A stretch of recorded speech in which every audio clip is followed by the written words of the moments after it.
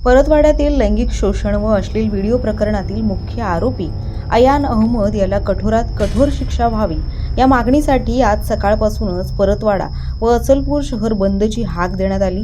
या बंदला नागरिकांनी मोठ्या प्रमाणात प्रतिसाद दिल्यानं सकाळपासून शहरातील सर्व व्यावसायिक प्रतिष्ठानं बंद होती। दरम्यान न्यायालयानं आरोपी अयान अहमद याला पोलीस कोठडी सुनावल्यानंतर या प्रकरणात आणखी तिघांना अटक करण्यात आली आहे। संबंधित आरोपींनी सोशल मीडियावर व्हिडिओ व्हायरल केल्याप्रकरणी परतवाडा पोलिसांनी त्यांना ताब्यात घेतलं। यावेळी शहर बंदला मिळालेल्या प्रतिसादाच्या पार्श्वभूमीवर दुपारी सुमारे 12 वाजताच्या सुमारास अचलपूर नगर परिषदेचे मुख्याधिकारी धीरज गोहाड यांनी मुख्य आरोपीच्या घराची पाहणी केली। यावेळी घरावरील अनधिकृत बांधकामासंदर्भात नोटीस बजावण्यात आली। तसंच घराबाहेर बांधण्यात आलेला जिना जेसीबीच्या सहाय्यानं पाडण्यात आला।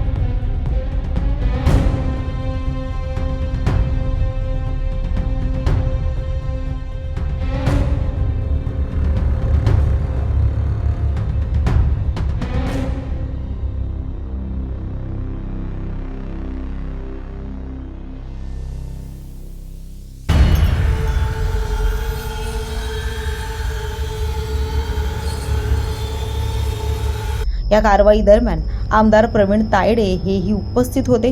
परिसरात कोणताही अनुचित प्रकार घडू नये यासाठी पोलिसांचा कडेकोट बंदोबस्तही ठेवण्यात आला होता।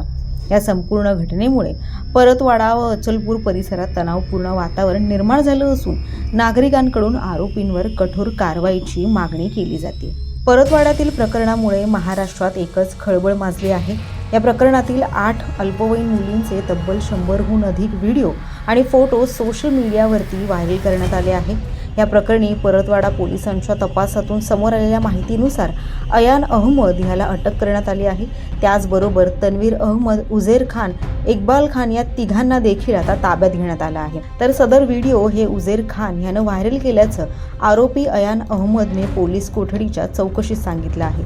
त्यानुसार आता पोलिसांनी उझेरलाही अटक केली आहे। दरम्यान सायबर पोलिसांकडून सध्या सोशल मीडियावर व्हायरल करण्यात आलेले हे संबंधित आक्षेपार्ह व्हिडिओ आणि फोटो हटवण्याचं काम सध्या सुरू आहे। यासह सोशल मीडियावरील ज्या अकाउंटवरून हे व्हिडिओ पोस्ट करण्यात आले होते ते अकाउंट देखील आता बंद करण्यात आलं आहे।